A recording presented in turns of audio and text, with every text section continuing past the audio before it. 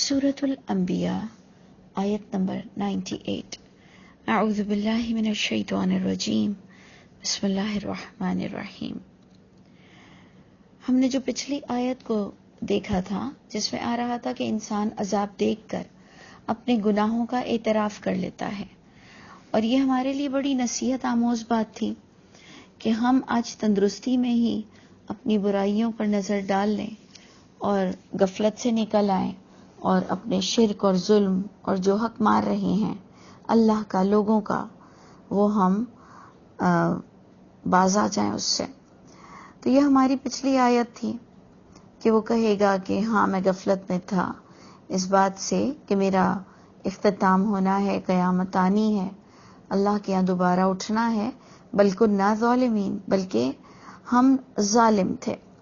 इसी के ही साथ अल्लाह ताला अब आगे हमें क्या बता रहे हैं कि इन्नकुम वमा ताबुदून मिन दूनिल्लाह, बेशक तुम भी, वमा ताबुदूना, और जिन की भी तुम इबादत करते थे, पुकारते थे, बंदगी करते थे, गुलाम बने बैठे थे दीन के मामले में, उनकी इत्तिबा जो करते थे, तो बेशक तुम भी और जिनके तुम गुलाम बने बैठे हुए थे अल्लाह के अलावा भी, यानी अल्लाह को भी मानते थे और उनको भी पुकारते थे और दीन उनसे भी लेते थे।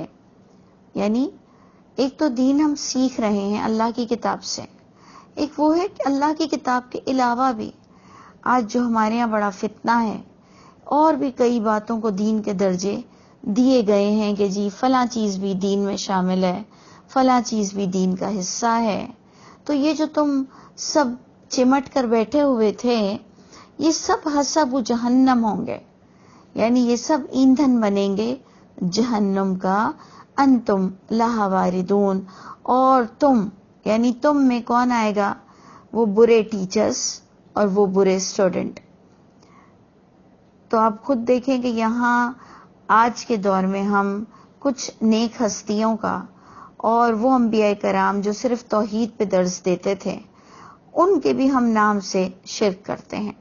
लेकिन यहाँ जो आज की आयत आई है, इसमें खास बुरे लोगों को इकट्ठा किया गया है कि जो लोग बुरी तालीम देते थे और जो उन पर अंधों की तरह एतमाद करते थे। अल्लाह फरमाते हैं सबको जहन्नुम से भर दिया जाएगा, ये ईंधन बनेंगे जहन्नुम का। अंतुम लहा वारिदून, और तुम बुरे लोग उसी में दाखिल हो जाओगे।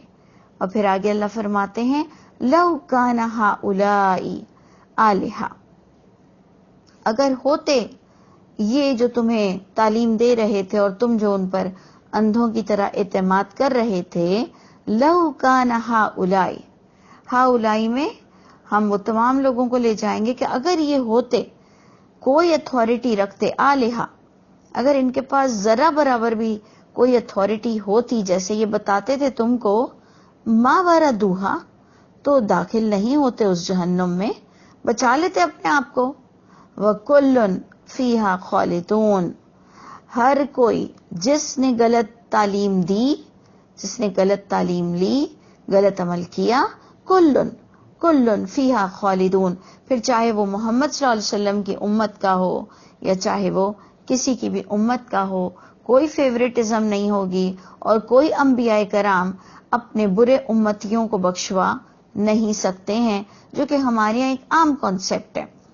एक तो ये कॉन्सेप्ट है कि अंबिया कराम अपनी अपनी कौम को बचाएंगे, और उसमें भी तमाम लोगों के बारे में हम इतना ज्यादा मुत्तफिक राय नहीं रखते जितना हम अपने लिए बड़ी मुत्तफिक राय रखते हैं कि जी मोहम्मद सल्लल्लाहु अलैहि वसल्लम तो हम सबको निकलवा देंगे। तो ऐसी कोई तस्वीर, ऐसी कोई आयत हमें कुरान से नजर नहीं आती है, बल्कि अल्लाह ताला फरमाते हैं कि अगर ये कोई अथॉरिटी रखते तो उस जहन्नुम में उनको दाखिल ना किया जाता और सब उसमें दाखिल होंगे। लहुम फीहा ज़फीर, और उनके लिए उसमें चीखना चिल्लाना होगा। वहुम फीहा ला यस्माऊन, और हाल ये होगा कि इतना चीखना चिल्लाना होगा कि वो कुछ कान पड़े आवाज ना आती हो, जो हम कहते हैं ना बामुहावरा ایسا چیخیں گے چلائیں گے سب لوگ کرا رہے ہوں گے. جیسے آپ کہیں سی فوٹیج میں آپ دیکھتے ہیں کہ جہاں بلڈنگ گر گئی ہوتی ہے، جہاں سیلاب، سونامی، جہاں کوئی فساد برپا ہوتا ہے، کوئی سول وار ہو رہی ہوتی ہے اور کس قدر بھیانک آوازیں آ رہی ہوتی ہیں، لوگوں کو کاٹا جا رہا ہوتا ہے، پیٹا جا رہا ہوتا ہے. تو اللہ فرماتے ہیں جہنم میں اس قدر شور ہوگا، اس قدر چیخنا چلانا ہوگا، اور جہنم خود بھی دھاڑے مار رہی ہوگی. سورہ ملک بتاتی ہے کہ وہ جہنم خود ایسے دھاڑے مار رہی ہوگی کہ تکاد تمیز من الغیظ، پریشر کوکر سے بڑھ کر کہ ہمارا دیکھیں سر پھٹنے لگتا ہے کہ جب بہت زیادہ چیخو پکار گھر میں بھی، انسٹیٹیوٹ میں بھی، جب بہت زیادہ شور ہنگامے، بچوں کی کرکٹ، تو آپ دیکھیں کہ ایک ٹائم آتا ہے کہ ہمارا دماغ پھٹنے لگ جاتا ہے. اللہ فرماتے ہیں جہنمیوں کو وہ ایک سکون بھی میسر نہیں ہوگا. یعنی اس قدر اذیت ناک اور بھیانک زندگی ہوگی. تو آج ہی ہم اپنی غفلت سے نکل آئیں اور اپنے آپ کے جو ظلم سے ہم خود اپنے آپ کو ہی سمجھ لیں اور اللہ کے نیک بندے بن جائیں. یہ اللہ تعالیٰ ایک جہنم کو ہمارے سامنے ویژولائز کروا رہے ہیں. اور اب دیکھیں نیک لوگوں کے بارے میں کس طرح سے اللہ تعالیٰ بات بتائیں گے، جو کہ آپ کو سمجھنی بہت ضروری ہے، کیونکہ تھوڑا سا ترجمہ آپ نے سیٹ کرنا ہے. ان الذین سبقت لہم، بے شک وہ لوگ جو سبقت لہم، جن کے لیے بات پہلے ہی ٹھہر چکی ہے. سبقت یعنی سبقت لے گئی ہے یہ بات، یعنی پہلے سے یہ محفوظ ہے فیصلہ. لہم ان جنتیوں کے لیے، منا ہمارے پاس سے، کہ الحسنہ ان کے لیے بڑا حسین انجام ہوگا، بڑی بھلائیاں ہوں گی. اب بظاہر تو یہ آیت یہ امپیکٹ دے رہی ہے کہ اللہ نے کچھ لوگوں کے لیے پہلے سے فیصلے کر دیے ہیں کہ وہ جنت میں جائیں گے. یعنی اگر بظاہر آپ سرسری نگاہ ڈالیں تو کچھ یوں لگتا ہے کہ ان الذین سبقت لہم، بے شک وہ لوگ جن کے بارے میں تحریر ہے، سبقت لے گئی ہے بات ان کے لیے، منا اور وہ بھی ہمارے پاس سے، کہ انہیں خوب بھلائیاں اور خوب حسین انجام انہیں ملے گا. تو اب ایسا لگتا ہے کہ یہ اللہ نے اپنی مرضی سے کچھ لوگوں کے نام سلیکٹ کیے ہیں، اور جبکہ قرآن کے اصول بالکل بتاتے ہیں کہ کن کے لیے پہلے سے بات لکھ دی گئی ہے کہ ان کے لیے اچھائیاں ہی ہوں گی، حسین انجام ہوں گے. یہ وہ لوگ ہوں گے جو عمل اچھے کرتے تھے. اور اگر آپ کو یاد ہو تو آپ نے پچھلی ہی آیت نمبر 94 آپ نے یہی پڑھا تھا کہ فَمَن يَعْمَلْ مِنَ الصَّالِحَاتِ وَهُوَ مُؤْمِنٌ، جو بھی عمل کرے گا اچھائی میں سے، صالحات میں سے، لیکن شرط یہ ہے کہ وہ مومن ہوگا، شرک نہیں کرتا ہوگا. فَلَا كُفْرَانَ لِسَعْيِهِ، پس نہیں ناقدری کی جائے گی اس کی کوششوں کی، چاہے وہ کسی بھی امت کا پیروکار ہو. لیکن اگر وہ اپنے وقت کی الہامی کتاب کے مطابق اپنی زندگی بسر کرتا تھا تو اللہ نے ایسے لوگوں کے لیے پہلے سے تحریر کر دیا ہے. اللہ یہ نہیں دیکھیں گے کہ یہ کس نبی کا امتی ہے، اللہ یہ دیکھیں گے کہ اس نے صالحات کیا جو اسے الہامی کتاب میں بات نظر آئی اور اس نے اپنی سچائی کو ثابت کیا.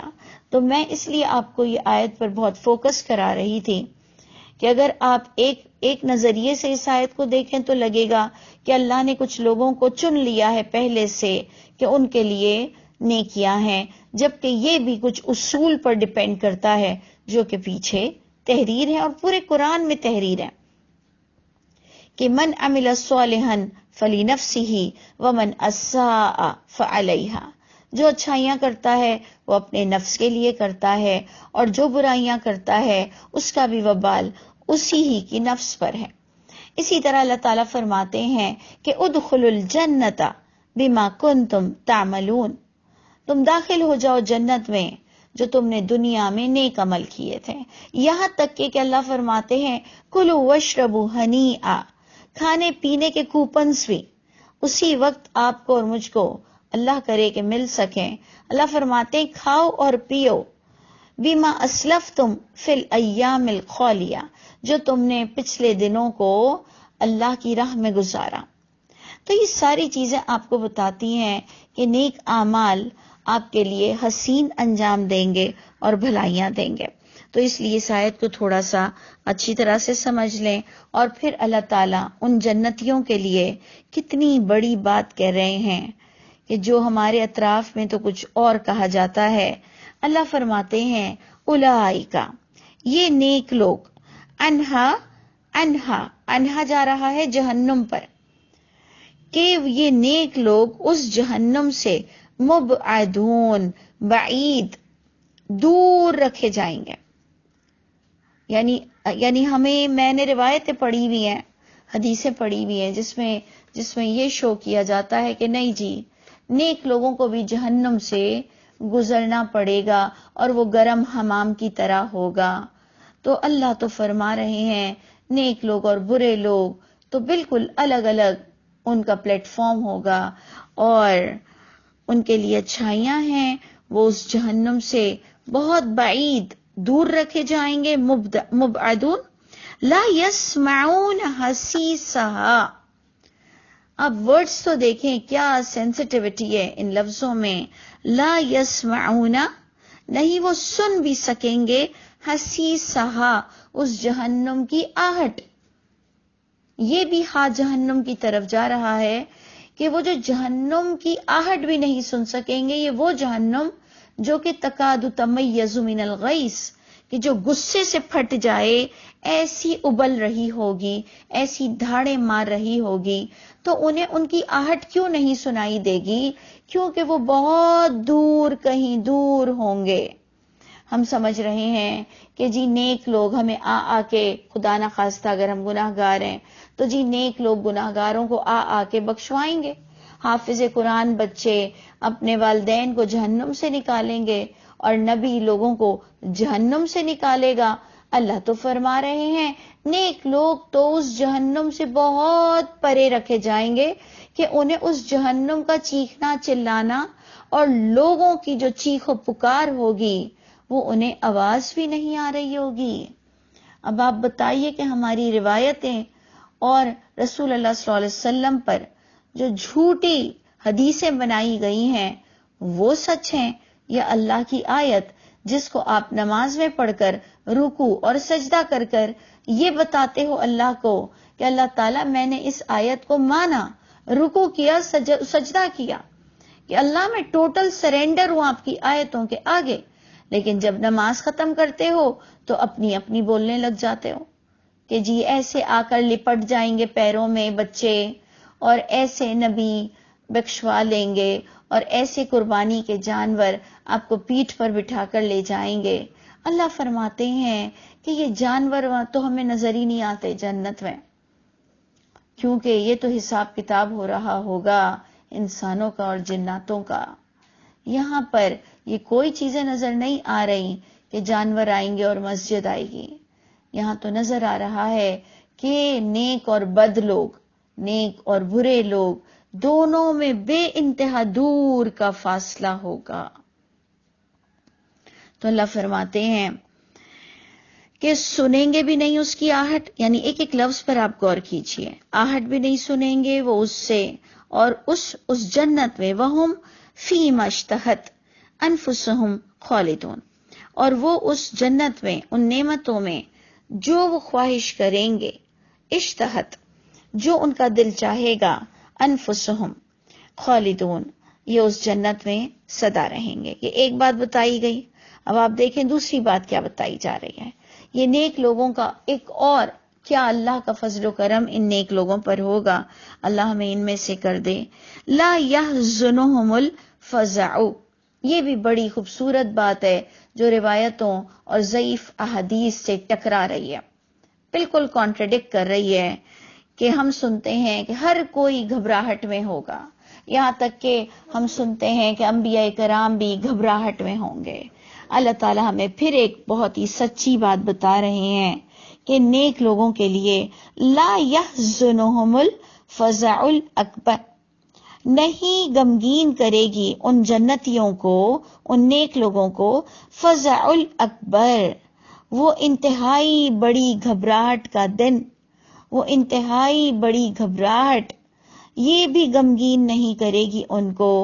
وَتَتَلَقَّاهُمْ، اور وہ استقبال کیا جائے گا ان نیک لوگوں کا، کن سے کیا جائے گا؟ ملائکہ، ملائکہ ان نیک لوگوں کا استقبال کریں گے، ملاقات کریں گے ان سے، اور پھر کہا جائے گا ھذا یومکم، یعنی ویلکم کرنے کا بے انتہا خوبصورت طریقہ، کہا جائے گا ھذا یومکم، یہ ہے تمہارا دن، یہ ہے تمہارا دن، الذی، وہ جو، کنتم توعدون، جو تم سے وعدہ کیا جاتا تھا، یعنی بڑا پیسفل ماحول، کوئی جہنمیوں کی آواز نہیں آ رہی ہوگی، کوئی جہنم کے دہکنے کا شور نہیں ہوگا، کوئی گڑبڑ گٹالا نہیں ہوگا، سکون سکون سکون ہوگا، یعنی کیا پورش علاقہ ہوگا، کیا سارے نیک جماعتیں، نیک لوگ ہوں گے،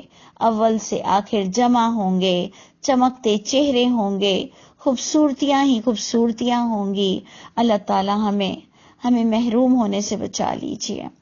اے اللہ ہم سب کو اس کا حقدار کر دیجیے، اور یہ فقط آپ کے فضل سے اس وقت ہوگا جب ہم اس دنیا میں غافل نہیں رہیں گے اور کسی کا حق نہیں ماریں گے، اور سب سے بڑھ کر شرک کے ٹاپک کو اپنا سب سے انتہائی میجر ٹاپک سمجھتے ہوئے ساری زندگی اس پر ڈسکس کرنے میں لگا دیں گے کہ شرک کس کس ڈائمنشنز میں اللہ کو ناپسند ہے۔